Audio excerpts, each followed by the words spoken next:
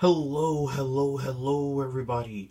This is Renault, and today we are doing a review of Unit 44, Number 3. It's been a while since I've done a review of this series, but that's just because I had other things to get taken care of.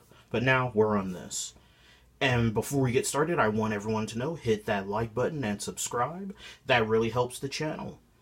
And I'm pretty much the only person who is consistently doing these alternate reviews, so I really hope you support this little series. With that being said, let's get started with our cover. Now with this cover, we can finally see the aliens. They are finally approaching Earth. In fact, it was announced that the aliens are on Earth now because the Fredakin crystal went missing. We don't know how they knew that it went missing, but that's something we'll explore a little further. And again, the first two covers of this series from Alterna were fake news, but this time it's actually relevant. The aliens, the Fredakins, are hovering over the Earth. We're under attack, a very direct, to the point announcement. And of course, writing by Wes Locher with art by Ed Jimenez. So, let's get started to our first splash page. And right away, the aliens are announcing that you're being invaded. And that, can you zoom in? It says, oh gosh, we're being invaded. I'll just read it for you because my focus on this camera is pretty awful. That nice, beautiful red. It really stands out as being pretty good. So let's just go to the next page. I don't want to show it because it's here we go. We get a little cheap little joke. It's not bad. So Agent Hatch is saying, I believe the alien invasion is starting in my pocket. Oh no, wait, it's a false alarm. It's just my phone. It would have been better if he went a little further with the jokes, to be honest. Sir, the alien invasion is starting in my pants. You know, just a little bit more lewd than saying the alien invasion is starting in my pocket. And the reason why I'm bringing that up is because this series has been desperately trying to justify that T for teen rating as opposed to just a more general all ages. So if you want to be teen, you know, you've got to know how to push the limit while also not being a joke. And so, again, this is an example of someone wanting to push the limit, but not quite pushing the limit. And so here we have Agent Liu. And you can't read the letters, but it's Agent Liu, and he's announcing that they found the location of the warehouse where all the things have been stolen and where they can find the Fredakin crystal. But then, sadly, we get 5 wasted panels altogether. These 2 wasted panels that serve no purpose. And then this entire page has absolutely no purpose at all. He's smashing this alarm, but it doesn't set off alarms in the FBI Area 51 headquarters. He smashes this alarm, and it doesn't... It just doesn't move the story forward in any way, shape, or form. It's just a way to have a cheapo freak out joke. But you don't...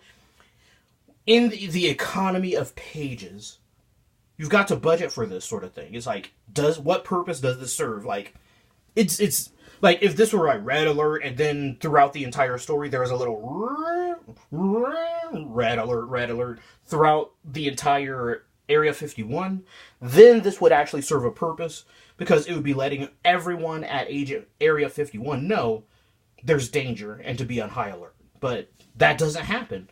This serves no purpose. This is an example of not just a wasted panel. These are wasted panels. This is an entire wasted page. Shame on you. One moment while I skip a couple pages. Just a second.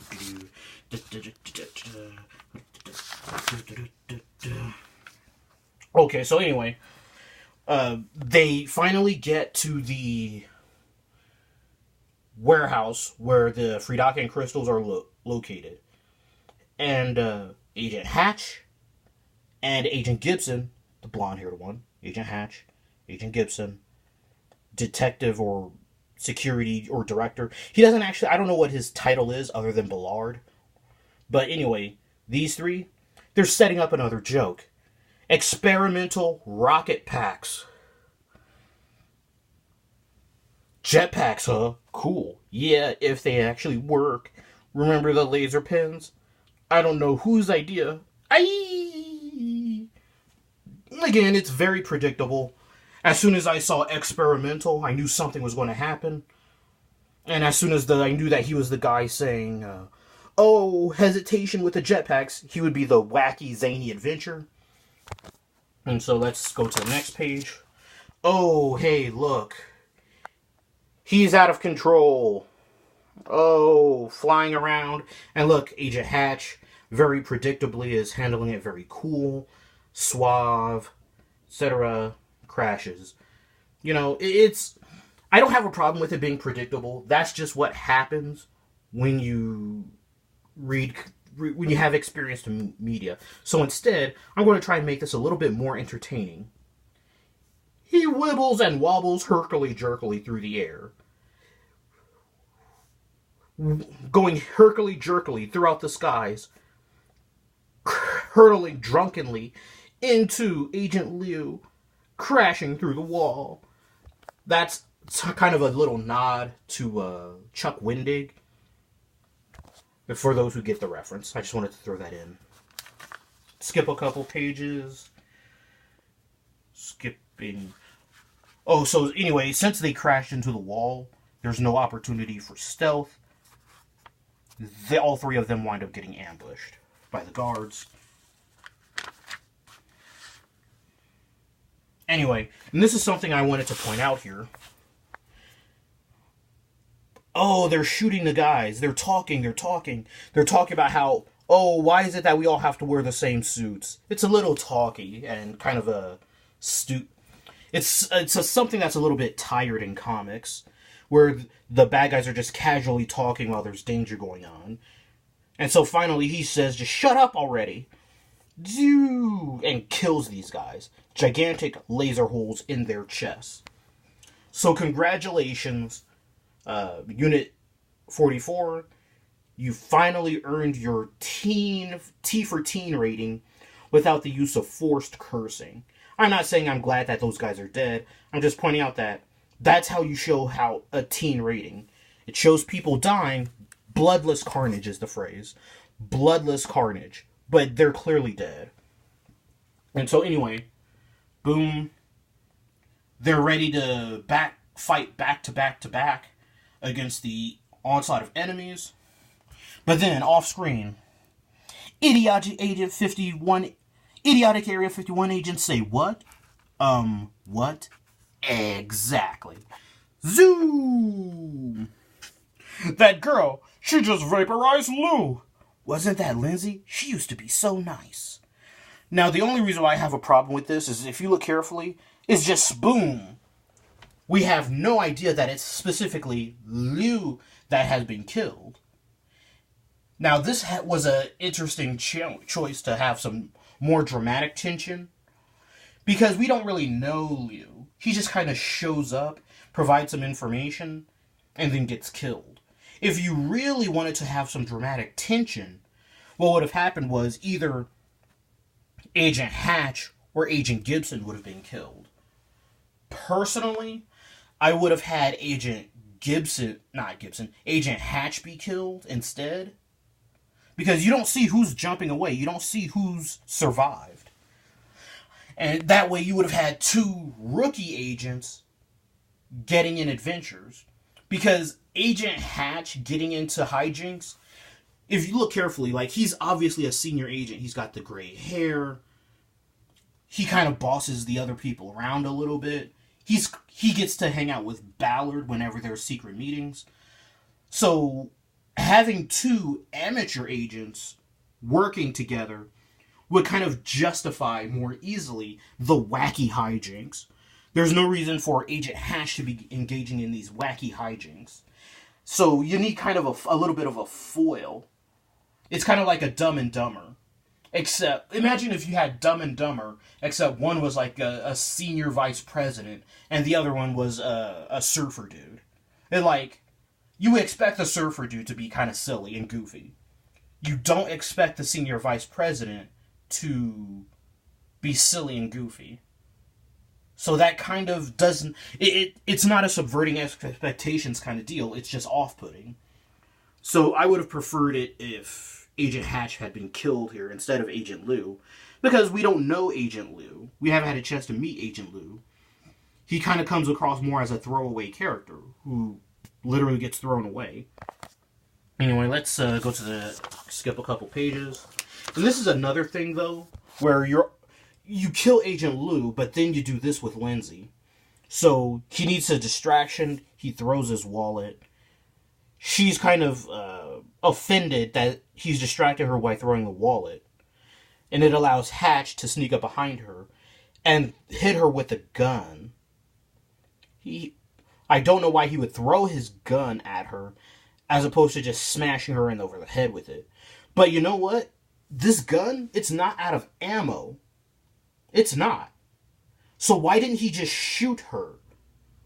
But again, it's an example of Wes Locher wanting to push the limit, but only sometimes.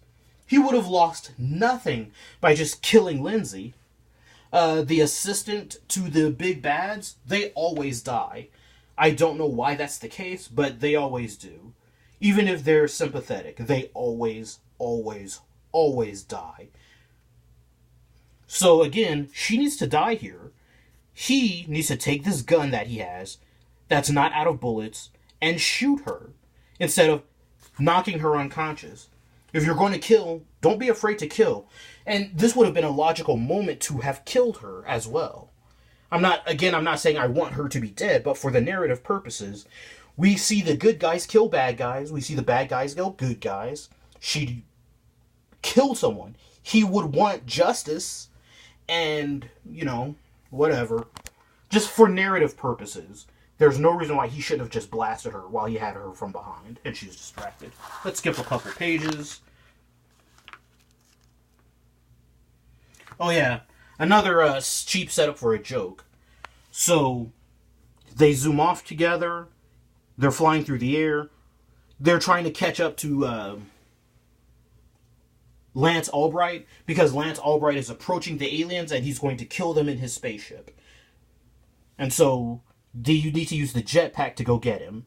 But Agent Hatch is too heavy, and so Agent Gibson needs to let Agent Hatch go, even though they're high up in the air. They're high up in the air, he lets go. But again, another example of being afraid.